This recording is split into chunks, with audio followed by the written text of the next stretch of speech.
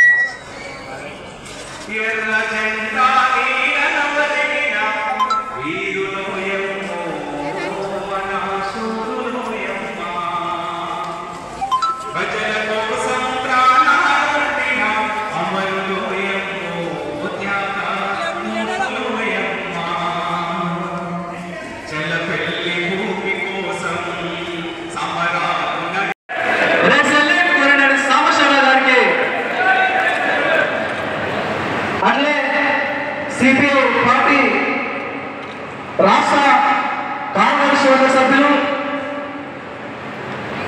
జిల్లా division secretary Anand గారు సంపాదన పెట్టాలని కోరుకుంటున్నాం.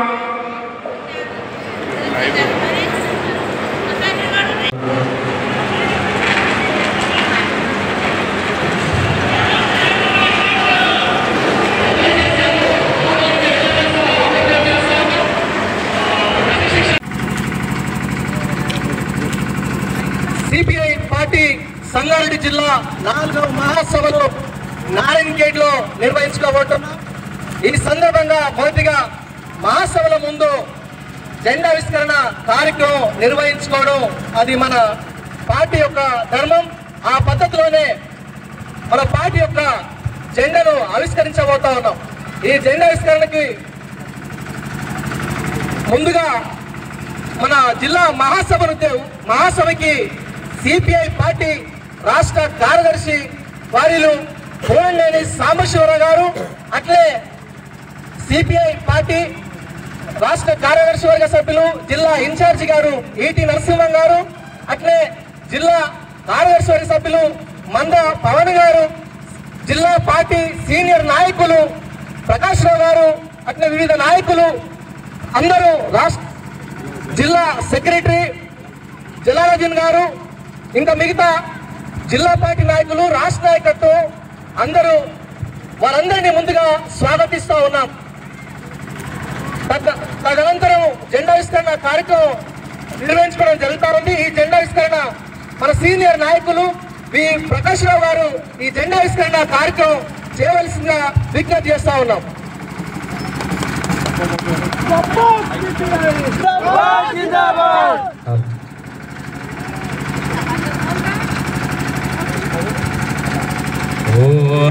పతాకమా దేవును మారే సెల్యూట్ శ్రమ దేవులకే తనమా మీకిదిగో రెడ్ సెల్యూట్.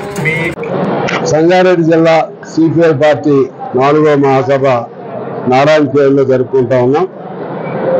100 సంవత్సరాలు పూర్తవుతున్న సందర్భంగా కమ్యూనిస్ట్ పార్టీ మండల, అలాగే జిల్లా, అలాగే రాష్ట్ర, జాతీయ మహాసభలు అలా 3 ఏళ్ళకి ఒకసారి జరుపుకుంటాం. అందులో భాగంగా ఇవాళ ఇక్కడ 4వ మహాసభ జరుపుతా ఉన్నాం. ఈనాడు భారతదేశంలో కమ్యూనిస్ట్ పార్టీ అవసరం ప్రజలు గుర్తిస్తున్నారు. 100 ఏళ్ళైనా కమ్యూనిస్ట్ పార్టీ సజీవంగా ఉందంటే ప్రజలు అధికారం లేకపోయినా ఆదరిస్తూ ఉన్నారు. ప్రజా ఉద్యమాలు కమ్యూనిస్టులు లేకపోతే నడవు. కార్మికుల పక్షాన్ని కానీ లేకపోతే పేదవాడి పక్షాన్ని కానీ పోరాటం చేసే జెండా కానీ పార్టీ కానీ కమ్యూనిస్ట్ పార్టీ ఎర్రజెండా మాత్రమే.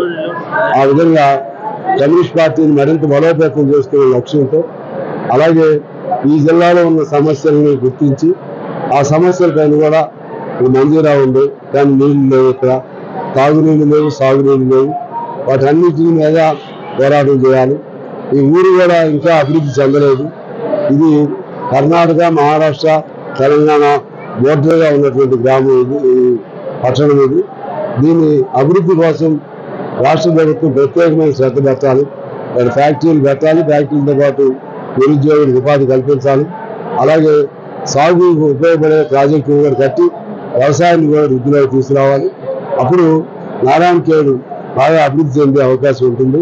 అలా కాకుండా ఉంటే ఇంకెన్నేళ్ళు కూడా ఇలాగే ఉంటే మాత్రం ఈ ప్రజలకు న్యాయం జరగదని తెలియజేస్తా ఉన్నాం. అదేవిధంగా ఇవాళ బీసీ రిజర్వేషన్లు దానిపైన ఇవాళ చట్టం అసెంబ్లీలో చట్టమయ్యి కేంద్రంలోకి వెళ్ళింది, రాష్ట్రపతి దగ్గర ఉంది. దానికి ఆమోదం తెలపాలి రాష్ట్రపతి. బీజేపీ వాళ్ళు అడ్డం పెడుతున్నారు. ఆ విధంగా అడ్డం పెట్టడం వల్ల బీజేపీ ప్రజల పక్షాలు కాకుండా కేవలం స్వార్థంతోనే ఉన్నట్టుగా అర్థమవుతుంది. అది చేయాలని కోరుతున్నాం. అలాగే కాళేశ్వరం సంబంధించి కూడా రిపోర్టు బయటకు వచ్చింది. ఇంకా పూర్తి స్థాయిలో బయటకు వచ్చినాక కాళేశ్వరం ఎవరు తప్పు చేసినా సరే, ఎంత పెద్దవాళ్ళు తప్పు చేసినా సరే దానిపైన చర్యలు తీసుకోవాలి. ఏ ప్రాజెక్టు కట్టినా, ఏ సాగునీటి ప్రాజెక్టు కట్టినా, లేకపోతే ఏ ఫ్యాక్టరీ కట్టినా అవినీతి అనేది అడ్డు లేకుండా పోతా ఉంది. దాన్ని కంట్రోల్ చేయాలంటే కఠినమైన శిక్ష పడాల్సిన అవసరం ఉందని తెలియదు.